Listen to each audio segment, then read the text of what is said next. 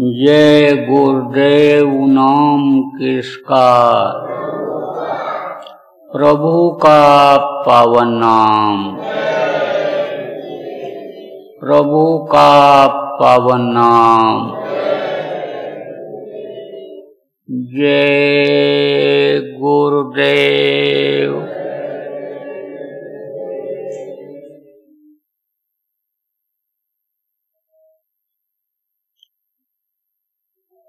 सर्वसमर्थ सर्वत्र स्मरणीय परम पूज्य गुरु जी महाराज, उपस्थित सभी सत्संगी धर्म प्रेमी बच्चे एवं बच्चियों, आज 23 जुलाई 2020 उज्जैन आश्रम, सायंकाल की बेला, साधन भजन का समय। परम पुरुष पूरन धनी जय गुरुदेव नाम, जिनके चरण कमल में कोट कोट प्रणाम। अपने लोग प्रार्थना बोलते हैं, अपने लोग वंदना बोलते हैं, और गुरु महाराज को अनामी धाम का मानते हैं। अनामी धाम के गुरु महाराज थे भी, अनामी धाम का उन्होंने भेद बताया, कुछ लोगों को अनामी धाम दिखाया भी। ऐसे गुरु महाराज इस धरती पर जब आए तो संत मत का इतना विस्तार नहीं था, लेकिन गुरु महाराज ने पूरा विस्तार किया। अब इस समय पर करोड़ों लोग देश में गुरु महाराज के मिशन के बारे में जान गए और गुरु महाराज को पहचान गए। बहुत से लोगों ने गुरु महाराज की शक्ति का भी अनुभव किया और अब भी अनुभव कर रहे हैं। जो उनके दिए हुए नाम की कमाई करने लग गए, उनको पूरा विश्वास हो गया और आज भी बहुत से लोग दर्शन करते हैं गुरु महाराज का अंतर में और उनकी लीला को देखते हैं। कुछ लोग जो उनके जगाए हुए जय गुरुदेव नाम पर ही विश्वास किए, उनको दुनिया की चीजों का फायदा हो रहा है,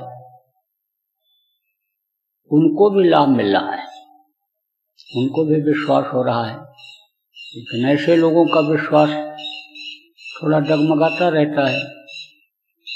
डोर तो अपने हाथ में लिए हुए हैं जीवों का, जिनको जिनको नामदान दिए हैं सब की डोर लिए हुए हैं अपने हाथ में। जैसे देखते हैं कि अब बहक रहा है, जैसे डोर फिर खींच देते हैं, घूम करके आ जाता है। लेकिन विश्वास में थोड़ी सी डगमगाहट रहती है।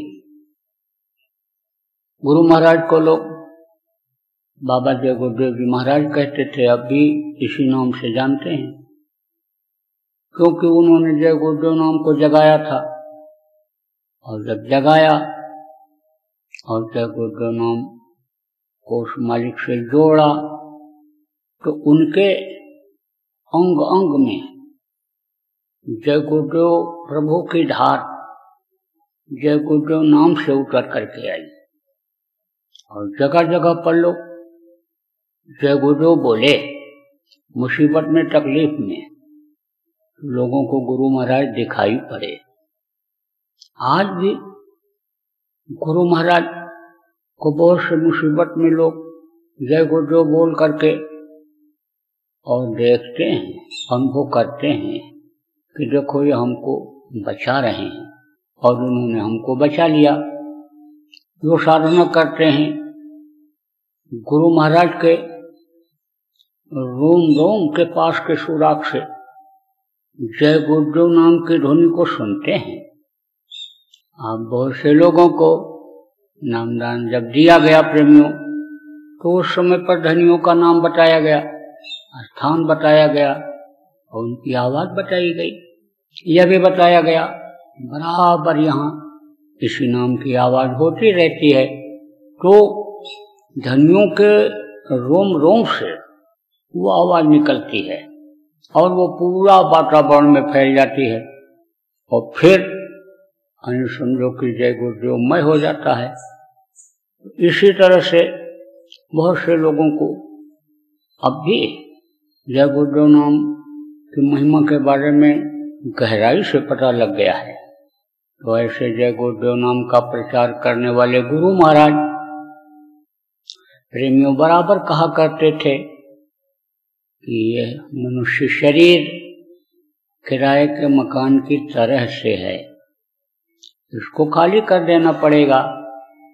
जैसे किराए के मकान पर किसी का अपना कोई अधिकार नहीं होता है, आज नहीं कल तो उसको खाली करना ही पड़ता है, ऐसे ही न चाहते हुए भी जैसे किराए का मकान खाली करना पड़ता है, ऐसे इस प्रभु भगवान के जिसको कहा गया उसके बनाए हुए इस शरीर को खाली करना पड़ता है। यही कारण है कि जितने भी लोग आए मनुष्य शरीर में, चाहे वो जैसी हस्ती रही हो, बलवान पहलवान रहे हों, धनी मानी रहे हों, राजा महाराजा रहे हों, तारीख शक्तियां संत रहे हों, सबको खाली करना पड़ा। अब ये जरूर रहा कि इनमें अंतर रहा। जिसने राज्य किया, राज्य की व्यवस्था को अच्छे ढंग से चलाया, अच्छा राजा कहा गया। जिसने समझो धार्मिकता जिसके अंदर थी, लोगों की मदद किया, धर्म किया, धार्मिक कहलाया। जो धर्मशाला बनवाया, पर धर्मशाला बनवा दिया, पौशाला लगवा दिया, बावली खोदवा दिया, कुआं तालाब बनवा दिया, जनहित का काम किया, वो अच्छा धार्मिक कहलाया। जो आने समझ लो कि दुष्टों का संहार करके और धर्म की स्थापना किया, यानी वो अवतारिक शक्ति कहलाया। और जो जीवात्माओं का काम किया, अपने घर निज घर पहुंचाया, वो संत कहलाए। लेकिन मनुष्य शरीर में जो लोग आए, अन्य समझ लो कि सबको छोड़ के जाना पड़ा। तो किराए के मकान की तरह से मनुष्य शरीर हमारा आपका भी है। अब आपको मैंने बताया कि इस शरीर का उपयोग अलग अलग तरीके से जितनी जिसको जानकारी थी उस तरह से उन्होंने किया और उस तरह से उन्होंने नाम कमाया। जिनको जानकारी नहीं थी, इसी शरीर से पाप किए और समझो कि पाप की सजा भोगे जब तक शरीर में रहे यहाँ, और उसके बाद में फिर उनको नरकों में जाना पड़ा। तो जो इस चीज को समझ गया, ये भगवान का बनाया हुआ मंदिर है और ये उसके पूजा उपासना के लिए दिया गया है, जो फकीरों की बात को सुना समझा और मान लिया, ये जिस्मानी मस्जिद है और इसमें सच्चे दिल से पूजा उपासना इबादत करके, रूहानी इबादत करके हम रूहों को निजात दिला सकते हैं। जो इस चीज को समझ गया, उनकी रूहें कब्ज नहीं हुई, उनकी रूहों को निजात मिल गया। जो इस चीज को समझ गया कि मानव मंदिर के अंदर परमात्मा हमेशा आवाज लगाता रहता है, उसकी आवाज को पकड़ने के लिए किसी संत सदगुरु की खोज कर लो, मुर्शिद कामिल की खोज कर लो, तलाश कर लो और उससे रास्ता ले करके और उसकी आवाज को पकड़ लो और आवाज के साथ जुड़ जाओ और निकल चलो अपने देश अपने घर। जोगिया रम चलो देशवा बिराना है, ये बिराना देश है, दूसरे का देश है। यहाँ हमको सुख कभी मिला ही नहीं किसी भी जन्म में, जब रहे पिछले जन्मों में, और अब भी नहीं मिलेगा। अब निकल चलो दोबारा फिर ना आना पड़े इस कष्ट के, इस दुख के संसार में। तो अब आप ये समझो तो उनको संत गति मिल गई, उनको मुक्ति मिल गया, मोक्ष मिल गया जिसको कहा गया। तो ये प्रेमियों, ये मनुष्य शरीर, ये इंसानी जामा, यह मंदिर और मस्जिद है, गुरुद्वारा और गिरजाघर है। ये जो मिट्टी और पत्थर का मंदिर, मस्जिद, गिरजाघर आप बनाते हो, ये आदमी का बनाया हुआ है।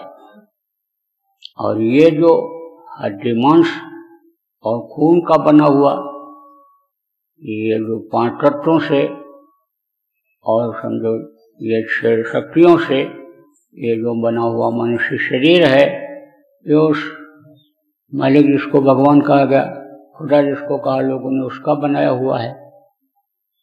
अब आप ये समझो कि मंदिर, मस्जिद, गुरुद्वारा बनाते हो तो उसमें क्या होता है?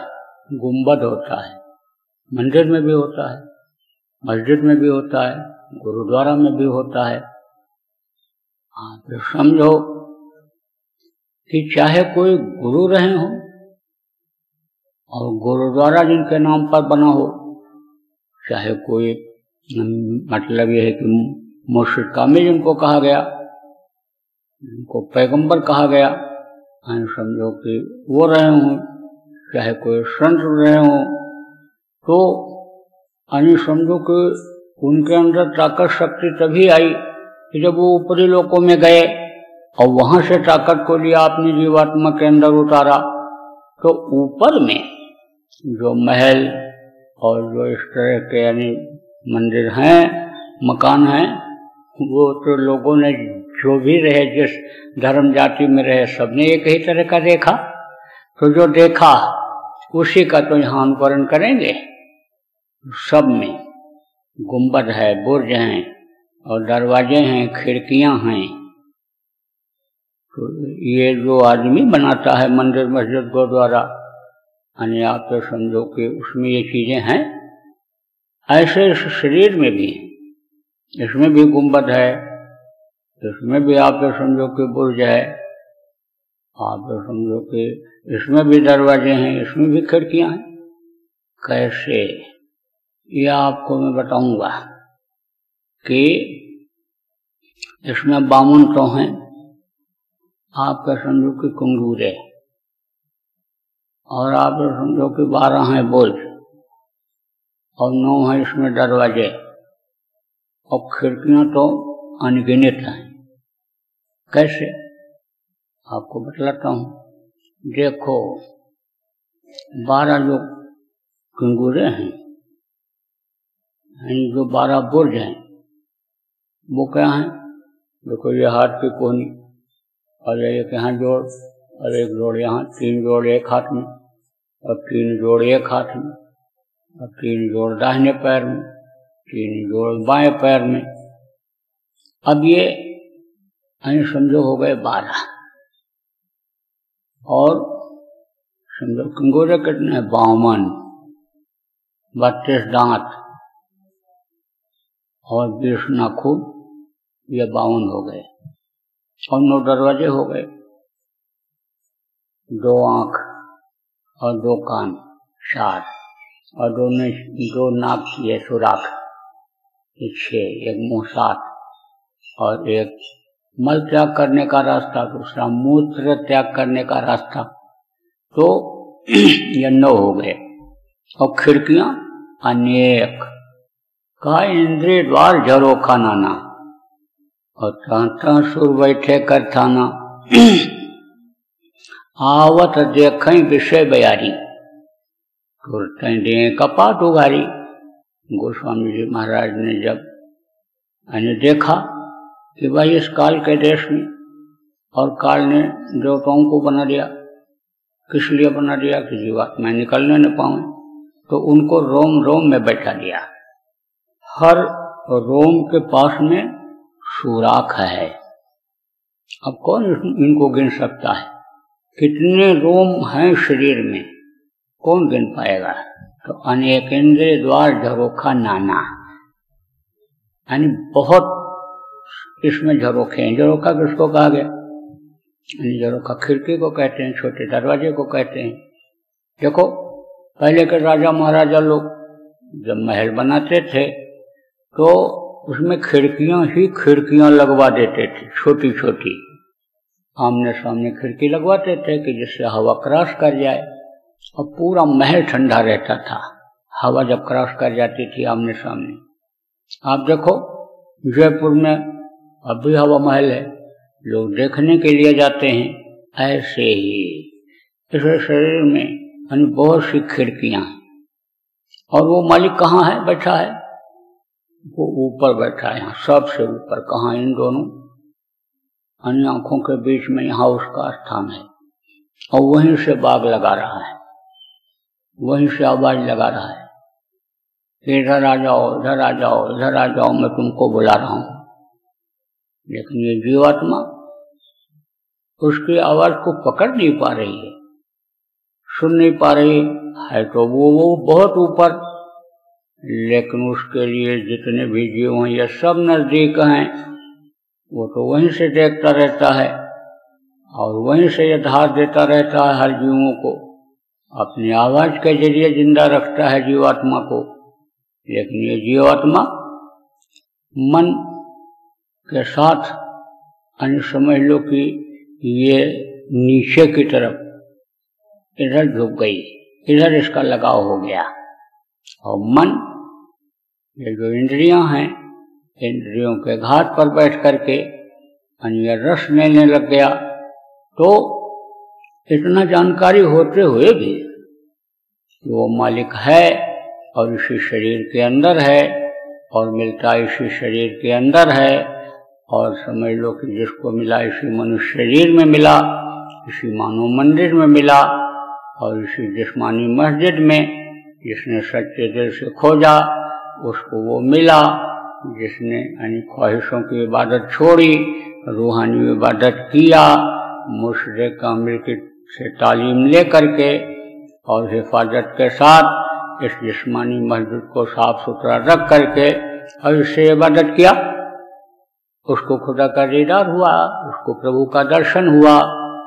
तो अब आप ये समझो कि ये है इंद्रियों के घाट पर मन रस जलाने लग गया। लेकिन जिनको जानकारी इस बात की भी हो गई कि भाई मिलता इसी में है, और रास्ता भी खोज लिया, मुर्शिद कामिल भी खोज लिया, सच्चे गुरु भी खोज लिया, लेकिन आप तो समझो कि आगे नहीं बढ़ पाए। तो उसका कारण क्या रहा?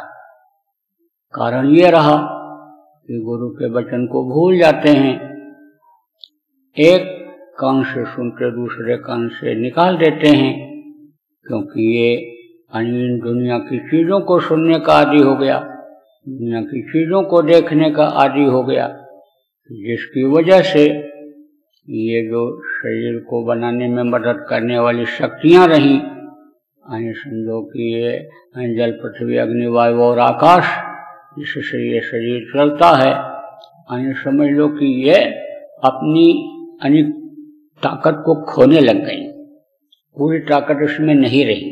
क्यों? क्योंकि काम, क्रोध, लोभ, मोह, अहंकार, रजोगुण, तमोगुण, सतोगुण, ये समझो कि जोड़ दिया गया इसके साथ ही शरीर के साथ, और मन आप समझो लगा दिया गया जीवात्मा के साथ फंसाने के लिए। और ये जो देवता हैं 33 करोड़ दुर्गा, 10 करोड़ शंभु, जो शुरू में बनाए गए थे, ये रोम रोम पर बैठा दिया गए। यावत देखें विषय व्याज, जैसे विषय वासनाओं को आते देखो, तैसे ही दरवाजा खोल दो, अंदर वो प्रवेश कर जाएं। तो आदमी विषय वासनाओं का आदि हो गया। आगे समझो कि आप बहुत से लोग नामदानी हो और ये कहते हो कि भजन नहीं बनता, भजन नहीं बनता, ध्यान नहीं लगता है, सुमिरन करने का मन नहीं कहता है, भजन ध्यान करने का मन नहीं कहता है। क्यों नहीं कहता है? का भोग वासना मन में बसे मोसे, भजन कैसे किया जाए, कैसे किया जाएगा? जब भोग वासना बसी रही तो भजन हो पाएगा, न ध्यान हो पाएगा, न भजन हो पाएगा, न सुमिरन हो पाएगा, न मालिक याद आ पाएगा। तो समझो कि ये जो भोग की इच्छा उठती है, ये कौन पैदा करता है? ये मन पैदा करता है। आप ये समझो कि मन इसको प्रज्वलित कर देता है। किसको? काम को, क्रोध को, लोभ को, मोह को, अहंकार को बढ़ावा दे देता है, ढकेल देता है, आगे बढ़ा देता है। जैसे आप समझो ट्रेन जाती है तो एक इंजन पीछे से भी लगा देते हैं कि इसको ढकेल दो, आगे चली जाए, पीछे से सहारा देते हैं। ऐसे अब आप समझो कि सबसे ज्यादा परेशान आप समझो साधकों को क्या करता है? काम करता है, आंखें करती हैं, आंखों के पास उसका जोर होता है। आंखों को देख करके, आंखों को समझो कि आदमी के अंदर, साधक के अंदर उसका अक्ष उतर आता है, जिसको भी देखता है उसका अक्ष आ जाता है। आप समझो जैसे CCTV कैमरा लगा देते हो आजकल, और उसमें कोई भी चीज जो होती है उधर से कोई आता जाता है या जिसके सामने वो लगा रहेगा उसको बराबर अपने अंदर उतारता रहेगा, और बराबर कभी भी उसको कोई भी देख सकता है, ऐसा सिस्टम रहता है। ऐसे ही अंदर में उसने कैमरा लगा दिया कि जिसमें वो एकदम से सुरक्षित हो जाती है जिस चीज को देखते हो। इसीलिए संत मत में कहा गया कि किसी चीज को देर तक मत देखो, अगर देखोगे तो उसकी तरफ आकर्षित हो जाओगे, मोह पैदा हो जाएगा उससे, उसको फिर पाने की इच्छा करोगे।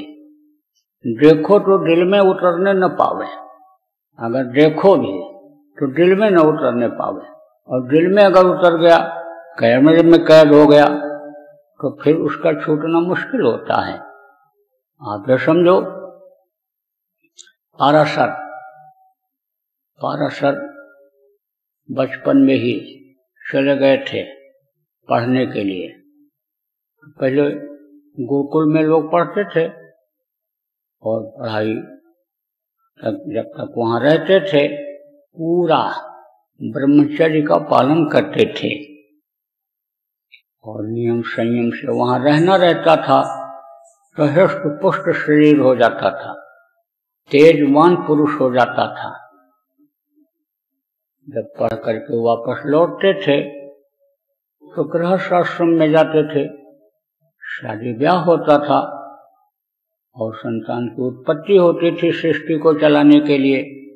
तो सारा ज्ञान गुरु के आश्रमों पर ही लोग लेते थे, जहाँ पर विद्या का अध्ययन करते थे, भौतिक विद्या का अध्ययन जहाँ पर समझो कि कराया जाता था, वो भौतिक ज्ञान ही कराते थे। दुनिया में रहन सहन कैसा होना चाहिए, व्यवहार विचार कैसा होना चाहिए, और जो आश्रम संतों के होते थे वहाँ दोनों ज्ञान कराते थे, आध्यात्मिक ज्ञान और भौतिक ज्ञान भी।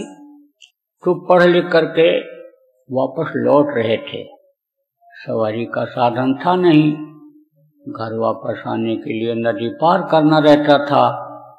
नदी के किनारे जब पहुंचे तो मल्लाह भोजन कर रहा था, तो जब ये सामने खड़े हुए, मल्लाह की एक लड़की थी, बोले पिताजी आप भोजन कर लो और मैं इनको उस पार पहुंचा देती हूँ।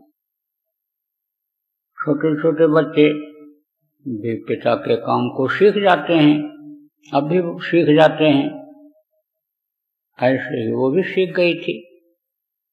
यह भी युवा थे, जवान थे, वो भी जवान थी।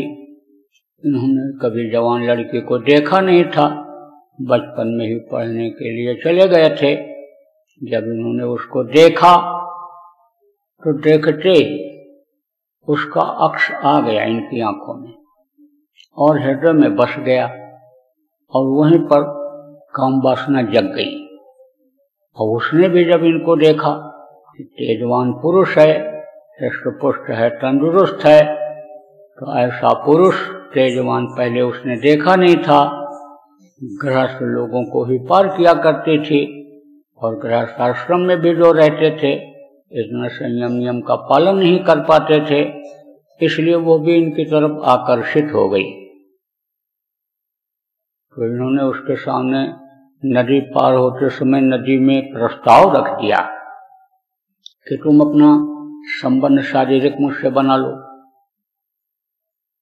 देखते ही इनके अंदर, उसके अंदर भी इच्छा जग गई थी, लेकिन फिर भी एक मर्यादा होती है स्त्री की, लज्जा होती है उनके अंदर ज्यादा। लज्जा बस उसने कहा कि लोग घाट पर बैठे हुए हैं, देखेंगे। अब आप देखो कितनी वासना जग गई उनकी देखने की वजह से कि उन्होंने अपने तपस्या के बल पर, विद्या के जानकारी से कोहरा उपजा दिया। कोहरे में क्या होता है, एक दूसरे के सामने एक दूसरे का चेहरा साफ नहीं दिखता है। कोहरा उपजा दिया। फिर वो बोली कि गंगा जी देख रही हैं, ये हमको श्राप दे देंगी और हम मछली पकड़ते हैं और हम गंदे हैं, हमारे शरीर से समझो बदबू आती है। जोजन गंधा थी वो। जोजन किसको कहते हैं? 4 कोस का, 8 मील का जोजन होता है, 8 मील का जोजन होता है।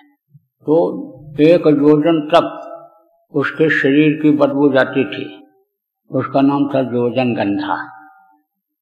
तो बोली हमारे शरीर से बदबू आती है और आपका शरीर सुगंधे शरीर, चंदन की खुशबू आपके शरीर से आ रही, आप चंदन का लेप किए हुए हो, तो ये ठीक नहीं रहेगा। तो उन्होंने उसी नदी में से, गंगा जी में से पानी निकाला और उसके ऊपर डाल दिया अपने तप के प्रभाव से, साधना के प्रभाव से, और उसके अंदर से खुशबू आने लग गई शरीर से।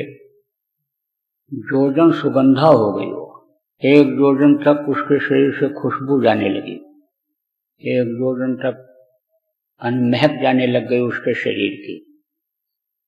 फिर बोली कि ये गंगा जी देख रही हैं, ये हमको श्राप दे देंगी। तो गंगा को उन्होंने पानी उठा करके और उसे डाला, बस वो रेत हो गई। अब समझो उसके साथ ये गिर गए। तो कहने का मतलब ये है, गोस्वामी जी महाराज ने कहा कि को अस जगत विमल बैरागा और नाज नयन सर जाह न लागा। देखते ही समझो कि विष चढ़ता है। तो औरतों को ही नहीं, औरतों के देखने से नहीं, पुरुषों को भी जो ये देखती हैं, इनके अंदर भी जग जाता है। तो आप ये समझो वो जगह बना लेता है, और वो जगह आप ये समझो कि ऐसी स्थिति ला देता है जैसे घर्षण करते हैं कोई चीज तो आग निकलती है।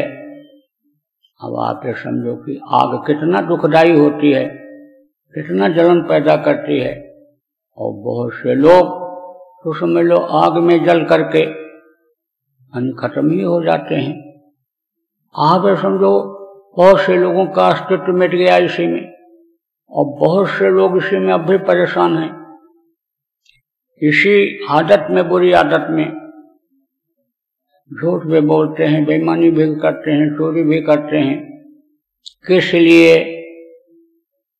कि जिससे हमारा प्रेम है, जिससे हमारा स्वार्थ सिद्ध होता है, वो खुश रहे। आप देखो आजकल अपराध जो ज्यादातर हो रहे हैं उसमें ये चीजें निकल करके आ रही हैं कि अपने गर्लफ्रेंड को, अपनी प्रेमिका को खुश करने के लिए मैंने जंजीर खींचा। जब पकड़े जाते हैं, मार पड़ती है, तब कबूलते हैं, इसलिए मैंने चोरी शुरू किया। मैं बढ़िया उसके सामने स्मार्ट देखने में लगूं, अच्छा कपड़ा पहनूं, समझे बड़ा आदमी है, मैं गाड़ी घोड़ा पर चलूं, समझे बड़ा आदमी है। तो ये समझ लो अपराधी प्रवृत्ति ला देता है।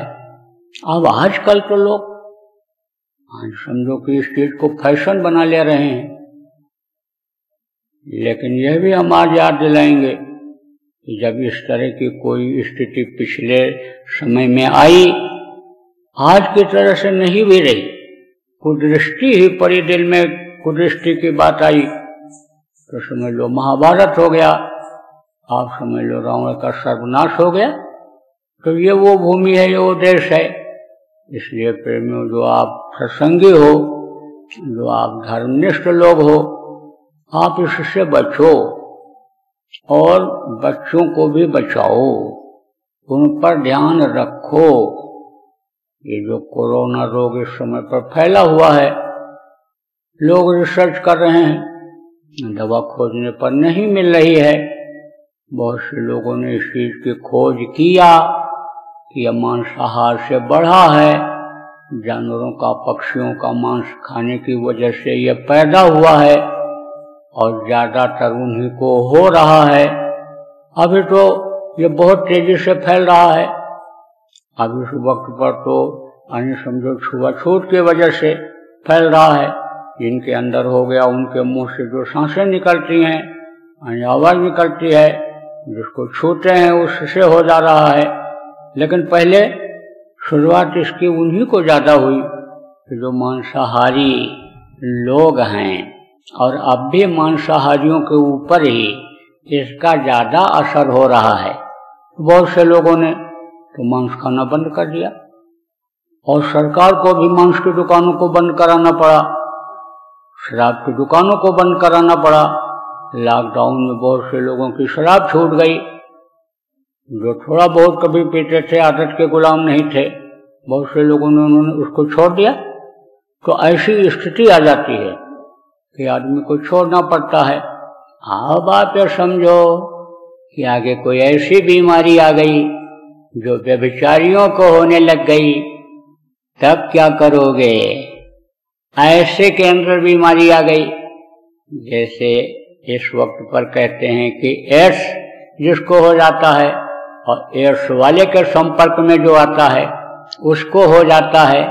ऐसे रोग वाले क्यों, मुंह से जब वायरस निकलेगा, छूने से उसको होगा, सोचो क्या हाल होगा।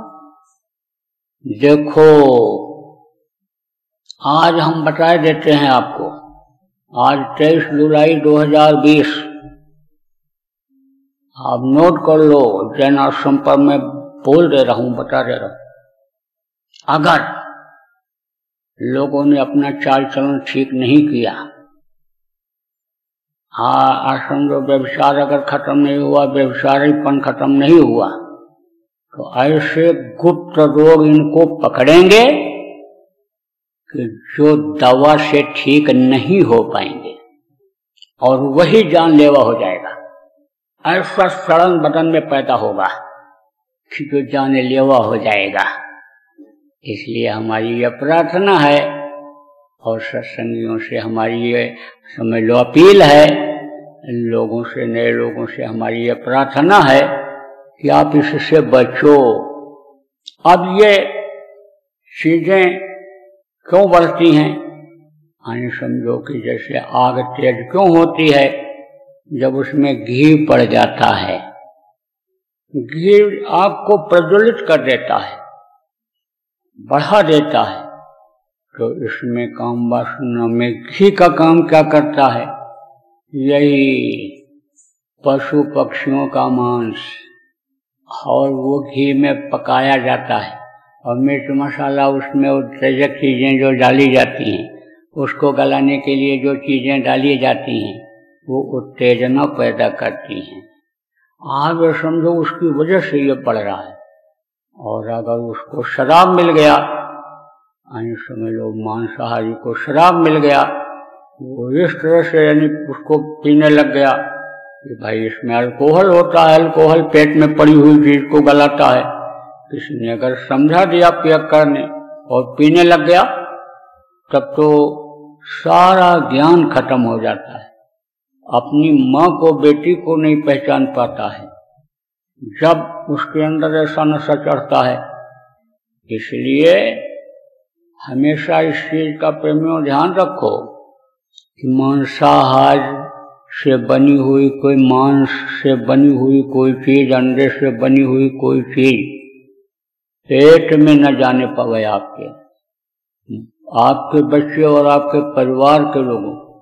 अब बच्चों को आगाह कर दो, समझा दो, बता दो कि ऐसा काम न करो कि जिससे ये जान ही चली जाए, कम उम्र में ही मजबूरन इस शरीर को छोड़ देना पड़े। जो भजन इबादत के लिए दिया है उसके लिए मन न लगे और समय निकल जाए। बराबर समझाते रहो। हाँ, तो समझो कि इसको टूल क्या देता है? कान। कान इस चीज को टूल दे देता है, वासना को बढ़ा देता है, हविष को बढ़ा देता है, इच्छाओं को पैदा कर देता है, हर तरह की इच्छाओं को पैदा कर देता है, चाहे अच्छा हो चाहे बुरा हो। जब साधक हो, सज्जन हो या कोई जानकार हो, जब होशियार रहता है तब ऐसी चीजों को नहीं पकड़ता है कि जिससे अक्ष अंदर उतर जाए, जिससे जगह बन जाए। और नहीं तो आम लोग उसी चीजों को पसंद करते हैं कि जिसको मन पसंद कराता है, बढ़िया गाना बढ़िया बजाना और दूसरे की आलोचना बुराई करना, जिससे उसके कर्म उसके ऊपर आ जाएं और फिर आगे तरक्की में बाधा आ जाए। तो प्रेमियों देखो, कहा सार सार को गए गए और थोथा दे उड़ाए। छोटी बातें हैं जो अपने शरीर के लिए और अपनी आत्मा के लिए काम आने वाली चीजें नहीं हैं, जो दोनों में बाधा डालने वाली चीजें हैं, उनको सुनो ही नहीं। शरीर को कष्ट क्या देता है? किसी ने कुछ कहा, किसी की आलोचना बुराई किया और फिर मन उधर चला जाएगा कि इन्होंने हमको गाली दे दिया, इन्होंने हमको यह बात कह दिया, जबान समझ ये कह दिया। तो उसकी बात जो होती है वो अंदर उतर जाती है और फिर वो लड़ाई करा देती है। वही बात, अब मारपीट किया, कमजोर पड़ गए तो मारे गए, और मार दिया मर गया तो भी चलो शरीर को कष्ट दो, जेल में जाओ, फांसी पर लटकाए जाओ। तो आप ये समझो कि अक्ष उसका आना नहीं चाहिए, उतरना नहीं चाहिए, फोटो उस चीज का नहीं खींचना चाहिए, अंदर में जमा नहीं होना चाहिए। और नहीं तो किसी ने कुछ कह दिया ऐसी वैसी बात और उसको आपने रख लिया तो वो गांठ बनी रहती है और वो अंदर अंदर आदमी कोढ़ता रहता है और गुस्सा पैदा होता रहता है उससे, क्योंकि वो अक्ष बन जाता है, वो उसमें छाप पड़ जाती है, टेप हो जाता है। तो वही टेप फिर बाद में अंदर में चलने लगता है, वही रील चलने लगती है कि जैसे आप बैठ जाओ, सीसी कैमरा की मशीन जहाँ लगी रहती है और उसके सामने देखते रहो, वो चीज आती रहती है, ऐसे ही वो आता रहता है। इसलिए थोथा दे उड़ाए, जो निरर्थक बात है उसको तो निकाल दो। और सार सार को गए, सार क्या है? दुनिया में सार यही है, समझो कि समझो भजन करो, सेवा करो, और समझो कि सत्संग करो, समझाओ लोगों को, समझो सार ये है दुनिया का। परमार्थ करो, ऐसा परमार्थ करो कि जो यहाँ भी काम आवे वहाँ भी काम आवे, यह है सार। ऐसा वचन जब सुनो तो उसको अंदर में उतार दो, उसको टेप कर दो और उसी को सुनते रहो, उसी को गुनते रहो और उसी को शरीर से लागू करते रहो। प्रेमियों, आप ये समझो कि जो चीजें ममानियत में हैं उनसे बचो, जिसके लिए मना है उससे बचो। और जो बताया गया उसको कहो, उसको कह लो। साधक का जैसे कहा गया साथ करो, साथ का असर आता है तो साधक का साथ करो, बुरे का साथ करोगे तो ये बुराइयां, ये विकार पैदा कर देगा। वो आप ये समझो ऐसी ही जगह ले जाएगा कि जहाँ समझो आंखें अक्ष को उतार लेंगी, जहाँ कान ये इस तरह के सुन लेंगे, जहाँ ये आँख कान जब सुनेंगे तो ये इच्छा पैदा करेंगे तो शरीरी घर्षण बढ़ेगा, तो उससे अग्नि पैदा होगी, उसी में जलोगे दिन रात। आप ये समझो कहते हैं नींद नहीं आती है, नींद नहीं आती है, सोचो देखो नींद क्यों नहीं आती है, अंदर में किस बात की जलन हो रही, किस बात की तड़प हो रही, किस बात के लिए नींद नहीं आती है। तो इन सब चीजों का यानी आप सब लोगों को ध्यान रखने की जरूरत है। और जो मानव मंदिर जो मिला है इससे समझो कि अपना काम करो और समझो कि जो गुरु बताए रास्ता उस रास्ते पर चलो और इसको समझो कि उससे जोड़ो, सूरत को शब्द से जोड़ो और निकलो ऊपरी लोकों में चलो। जब वहाँ चलोगे, वहाँ की आवाज़ सुनोगे, जब वहाँ का दृश्य देखोगे तो वही आंखों में समा जाएगा। तो वहाँ तो का दृश्य का वर्णन नहीं किया जा सकता है। कोई चीज़ यहाँ है ही नहीं वैसी कि जिसको दिखा करके और जिसको उदाहरण दे करके आपको समझाया जाए। फिर समझो थोड़ा बहुत संतों ने संकेत किया वस्तुओं का, लेकिन उसमें वो रस नहीं, यहाँ की चीज़ों में वो आनंद नहीं मिलता है। जीवात्मा को, मन को भले खुराक मिल जाए, आनंद मिल जाए, लेकिन जीवात्मा को नहीं मिलता है। तो वो चीज़ उन चीज़ों के देखने सुनने से अस्थायित्व तो नहीं आता है, वो डमाडोल रहता है, वो समझो कि डगमगाता रहता है। तो देखो ब्रह्म जो धार्मिक होता है, जो मजहबी होता है, हर मजहब की कद्र करता है। और जो संतों के जो होते हैं, संतों का काम करते हैं, वो धर्म को जानते भी हैं, धर्म का पालन भी करते हैं और धर्म के बारे में लोगों को बताते भी हैं। तो मैं तो पूरा धार्मिक हूँ। इसीलिए मैं किसी भी देवी देवता, किसी भी पीर पैगंबर औलिया की बुराई नहीं करता हूँ। किसी भी मंदिर मस्जिद, किसी भी गुरुद्वारे की बुराई आलोचना नहीं करता हूँ। ये जरूर कहता हूँ कि यह मानव मंदिर है और इसी में भगवान मिलता है, इसी में देवी देवताओं का दर्शन होता है और आज तक जिसको मिला इसी में मिला। शरीर छूटने के बाद न किसी को मिला न मिलेगा। किताबें ज्ञान देती हैं, लेकिन किताबों में जो लिखा हुआ है, जब तक इस शरीर से उसका अनुकरण नहीं करोगे, प्रैक्टिकल नहीं करोगे, तब से उससे कुछ मिलने वाला नहीं है। किताबें और ये मानव के बनाए हुए मंदिर मस्जिद, गुरुद्वारा और देवी और देवता, ये मुक्ति मोक्ष नहीं दे सकते हैं। बहुत खुश हो जाएंगे अगर वहाँ देवताओं का अक्ष रहेगा, अगर उनकी कुछ छाया रहेगी तो दुनिया की चीजें दे देंगे। लेकिन हम किसी की बुराई भी नहीं करते हैं, आलोचना भी नहीं करते हैं। अब आप देखो प्रेमियों, ये जो राम मंदिर और ये जो बाबरी मस्जिद का ये मामला बहुत दिन से चल रहा था, उलझा हुआ था, कोर्ट कचहरी में चल रहा था। कुछ सुलझाना चाहते थे तो कुछ उलझाना भी चाहते थे। एक आदमी रस्सी बताए और दूसरा उसको उजाड़ दे, तो रस्सी कैसे आगे बढ़ पाएगी? इसी तरह से चल रहा था। अब आप ये समझो कि किस स्वार्थ में लोग कर रहे थे। इसको मैं कहना नहीं चाहता हूँ, लेकिन चाहे उनको अपने धार्मिक लाइन में, मजहबी लाइन में अपनी प्रतिष्ठा बढ़ाना हो, स्थान बढ़ाना हो, या राजनीति में धर्म को ला करके धर्म में राजनीति और उनका राजनीतिक स्वार्थ सिद्ध करना हो,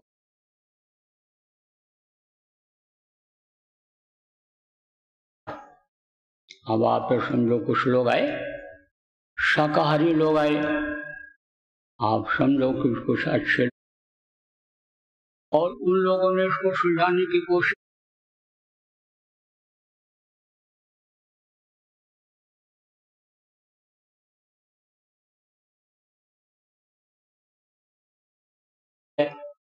जिस्मानी मस्जिद, मानव मंदिर, जय गुरुद्वारा रहने न पावे, हत्या हिंसा न होने पावे, ऐसे लोग जब सद्बुद्धि सद्विचार वाले लोग आए तो उन्होंने मामले को सुलझा लिया।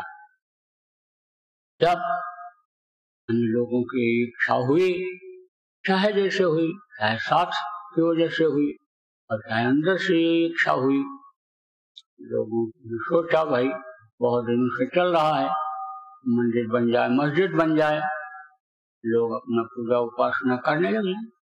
जो राम को नहीं भी जानते नहीं भी मानते, लेकिन सास के असर से उनकी भी जब इच्छा जगी कि बन जाए तो अच्छा हो जाए, तो समझो कि कोर्ट ने, बुद्धिमान समझदार जनहित प्रेमी ने फैसला दे दिया और दोनों लोग उसको संभाल करके स्वीकार कर लिए और सरकार ने मंदिर की जगह अलॉट कर दिया और मस्जिद की भी जगह दे दिया। आप समझो कि जो मुस्लिम धर्म के मानने वाले लोग हैं वो भी विचार कर रहे हैं, राय मशविरा कर रहे हैं, आपस में राय मिला रहे हैं, अपनी योजना बना रहे हैं। मस्जिद बनाने की सोच विचार सब उनका चल रहा है, मंथन चल रहा है। और इधर जो राम के मानने वाले हिंदू भाई लोग हैं, उन लोगों ने तो अपना निश्चित भी कर लिया कि राम मंदिर बन जाना चाहिए, भव्य मंदिर बनना चाहिए और यहाँ पर लोग पूजा उपासना करें, उसके लिए बड़ी से बड़ी जगह होनी चाहिए। उसकी रूपरेखा भी बन गई, 50,000 आदमी वहाँ बैठ करके ध्यान लगा सकें, भगवान राम को याद कर सकें, इतना जगह होना चाहिए, इस तरह का गुंबद, इतनी ऊंचाई होनी चाहिए कि दूर से दिखे। तो यह सब योजना लोगों ने बना लिया है और उसकी कमेटी बन गई और कमेटी ने काम भी शुरू कर दिया, तारीख भी निश्चित कर दिया और देश के शाकाहारी प्रधानमंत्री को समझो शिलान्यास के लिए, भूमि पूजन के लिए, डालने के लिए आमंत्रित भी कर लिया। विद्वानों ने अपनी योग्यता और वो 5 अगस्त को शिलान्यास कराने जा रहे हैं। तो अब आप ये समझो प्रेमियों,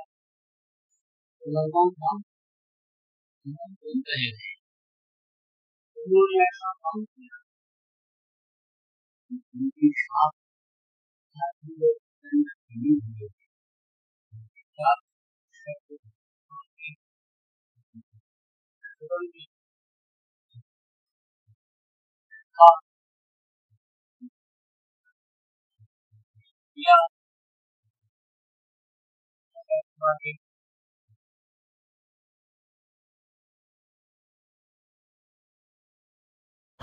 इतना नौकुर कानून के अंदर भरा कि जिससे उन्होंने राज्य की व्यवस्था को बड़े ढंग से चलाया और रावण जैसे पराक्रमी रावण पराक्रमी को उसको भी परास्त किया, उसका भी विनाश किया। तो भगवान राम के कहीं भी मांस भक्षण करने का प्रमाण नहीं मिलता है। पूर्ण शाकाहारी थे, पूर्ण शाकाहारी। फल फूल, कंदमूल, फल आदि खाने का प्रमाण तो मिलता है, ग्रंथों में लिखा हुआ है, गोस्वामी जी महाराज ने भी वर्णन किया है, लेकिन मांस मछली खाने की, अंडा खाने की कहीं भी व्याख्या किसी भी पुस्तक में नहीं है। और आप ये समझो कि जब अयोध्या से जाने लगे थे रावण के विनाश के लिए, तो उन्होंने आवाज़ लगाई थी, ए अयोध्यावासियों, तुम लोग मेरा साथ दे दो, मैं धर्म की स्थापना करने के लिए जा रहा हूँ। लेकिन एक भी साथ नहीं गया। एक से एक विद्वान, एक से एक ज्योतिषी विद्वान, पंडित मुल्ला पुजारी थे, कोई नहीं गया। लेकिन चूँकि उनको काम करना था और अपने गुरु की शक्ति ताकत पर भरोसा था, उनके इल्म ज्ञान पर भरोसा था, गुरु के शरण में रख करके जो उन्होंने रह करके जो सीखा था उस पर भरोसा था और उसी के बल पर वो आगे बढ़ गए। और जब जंगल में पहुँचे तो बंदरों और भालुओं को इकट्ठा किया और उनको बताया, भाई मैं अच्छा काम करने जा रहा हूँ और तुमको भी वो लोग जो राक्षस जिनको कहा गया खा जाते हैं, समझो ऐसे उठा के मुंह में डालते थे बंदर भालुओं को, इनको समझो निगल जाते थे वो दिन।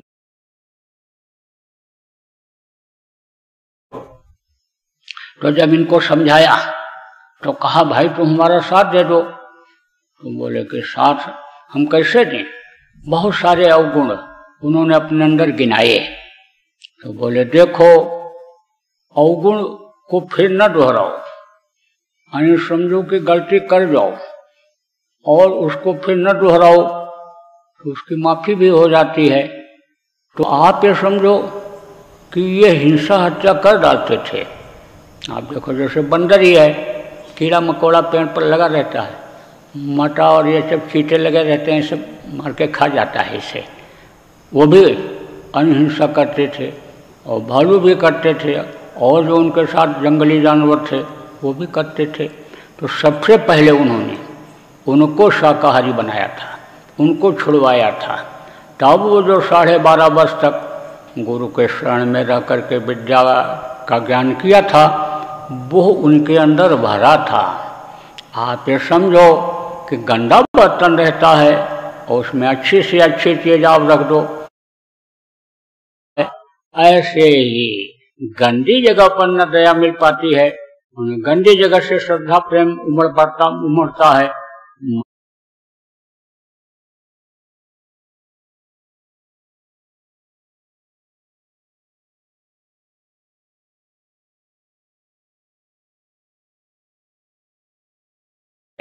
बंद करा दिया था और उनको इस तरह की चीजें कि जिससे शरीर चलता रहे उसको उनको खाना सिखाया और उनके अंदर ज्ञान भरा। तो उनके अंदर जानवरों के अंदर आदमी जैसी बुद्धि वो विवेक जग गया और उससे उन्होंने काम ले लिया था।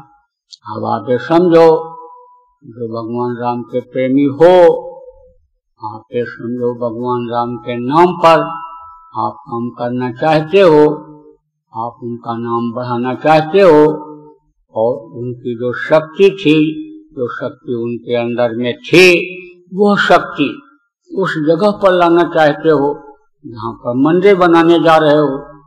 तो आप मेरी गुजारिश है, प्रार्थना है, आपसे मेरी ये इच्छा है कि आप जो भी ट्रस्ट के लोग हो, राम मंदिर निर्माण के या राम मंदिर से जुड़े हुए लोग, चाहे सामाजिक हो आप चाहे राजनीतिक हो, चाहे आप व्यापारी हो, कर्मचारी हो, जो भी लोग हो, आप लोग राम मंदिर के बनाने में उन्हीं लोगों को आगे लाओ कि जो शाकाहारी हूँ और नशा मुक्त हूँ। अभी ये 5 अगस्त को मुहूर्त है उसका मंदिर के निर्माण शुरू करने का। तो हमारी ये हार्दिक इच्छा है और हमारी आप लोगों से, व्यवस्थापकों से यह प्रार्थना है कि आप शाकाहारी प्रधानमंत्री के साथ नशा मुक्त शाकाहारी लोगों के द्वारा ही वो पूजन करवाओ और उनके साथ वही लोग रहें। शुरुआत शाकाहारी लोगों से हो।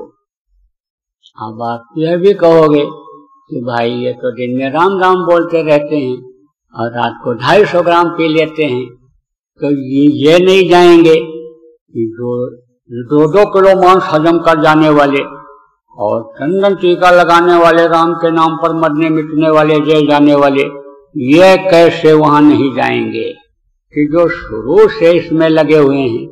अरे रजिस्टर रखवा दो, इकरारनामा भरवा लो, अभी तक जो भी हम मांस मछली खाए, अंडे का सेवन किया, जो भी शराब पिया, नशे का सेवन किया, अब हम नहीं करेंगे। अब हम असली राम भक्त बनेंगे और भगवान राम के आदर्श पर चलेंगे। आप इकरारनामा भरवा लो और फिर ऐसे लोगों के द्वारा आप मंदिर का उद्घाटन करवाओ, निर्माण करवाओ, तो वो जगह जहां पर निर्माण करने जा रहे हो वो जागृत हो जाएगी और मंदिर के बनने में विघ्न बाधा नहीं आएगी। हमारी हार्दिक इच्छा है कि विघ्न बाधा न आवे, चाहे मंदिर बने चाहे मस्जिद बने चाहे गुरुद्वारा बने, कुछ भी कोई बनावे श्रद्धा प्रेम बस विघ्न बाधा न आवे, कि जिससे उसके श्रद्धा पर ठेस न लगे, श्रद्धा सबकी बराबर बनी रहे।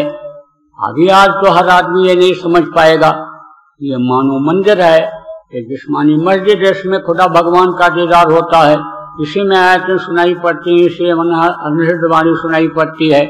ये तो सबके समझ में अभी आएगा भी जल्दी नहीं, क्योंकि वही नशा उसका, शराब का नशा, भांग का नशा, गांजा का नशा। तो नशे में जब अपने परिवार की पहचान, माँ बहन की पहचान नहीं हो पाती है, कुछ समझ में नहीं आता है। शराबी आदमी क्या करे, कुछ समझ में नहीं आता है, पी करके सो जाता है, तो इस चीज को कैसे समझेगा। लेकिन श्रद्धा को हम ठेस किसी के नहीं लगने देना चाहते हैं। श्रद्धा ही अगर बन जाए, अपने अपने तौर तरीके से ही अपने अपने बच्चों को सभी लोग पूजा उपासना कराने लग जाएं, इबादत कराने लग जाएं, नमाज अदा कराने लग जाएं, प्रे कराने लग जाएं, ग्रंथ का पाठ कराने लग जाएं, तो इनका जो रुझान अपराध की तरफ बढ़ रहा है, व्यभिचार की तरफ बढ़ रहा है, आप समझो कि यानी देश विरोध का काम जो करने में लगे हुए उधर से यानी मुड़ जाएगा, धार्मिकता की तरफ बढ़ेगा। और धार्मिकता से जब धार्मिकता आ जाएगी तो आध्यात्मिकता भी आ जाएगी, आध्यात्म को भी वो समझेंगे। तो हमारी तो यही हार्दिक इच्छा है कि उसमें जो भी लोग काम करें या राम मंदिर के निर्माण में जो भी सेवा सहयोग करें, जो भी धनराशि दें, वो शाकाहारी हैं। और अगर नहीं शाकाहारी नहीं है तो शाकाहारी बन करके संकल्प, शाकाहार का ले करके संकल्प, नशा मुक्ति का संकल्प ले करके और फिर धन को दें। और ये जो जिम्मेदार लोग हैं बनवाने के, जो ट्रस्टी हैं, जो और लोग अन्य लोग हैं, देख रेख वाले लोग हैं, वो उस धन का उपयोग करें, उससे मंदिर बने और उसमें बैठ करके उनको भगवान राम को याद करें। वहां पर सच्ची पूजा सच्चे दिल से लोग करें तो वो जगह फलदायी होगी लोगों के लिए और उनका धन भी समझो फलदायी होगा। तो हमारी तो ये उपासना, हमारी तो ये विनती गुजारिश है लोगों से। और यही चीज मैं मुसलमान भाइयों से भी कहूंगा कि जब आप मस्जिद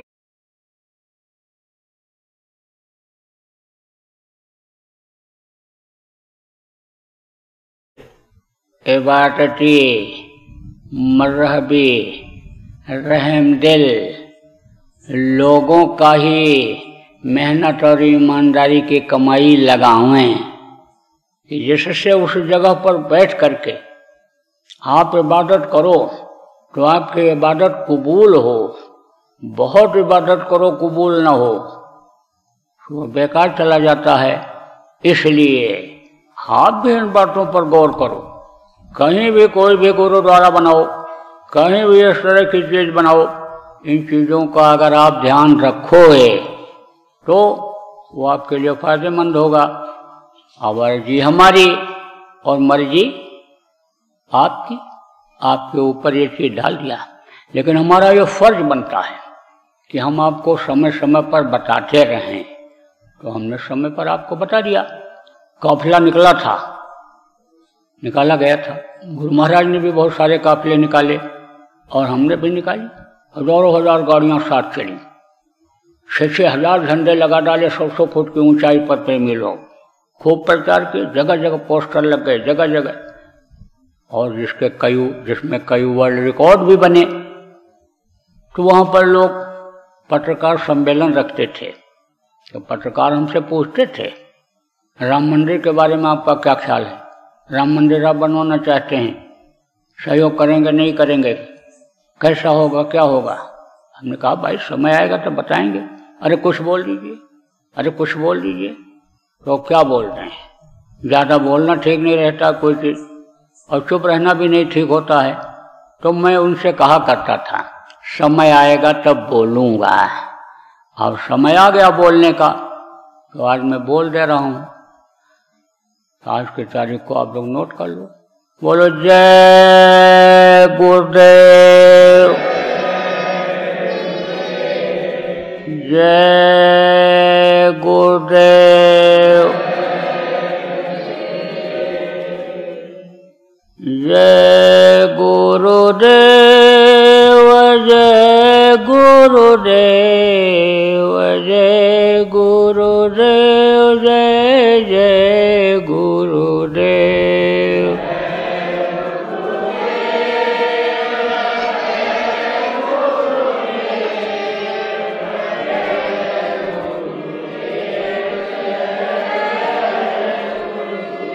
जय गुरुदेव, जय गुरुदेव, जय गुरुदेव, जय जय गुरुदेव।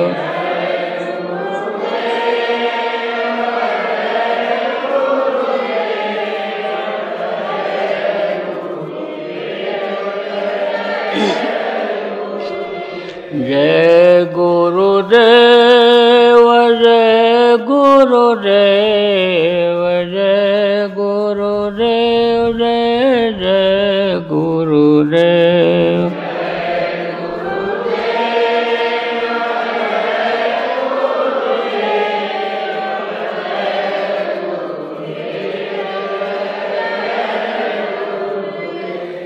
जय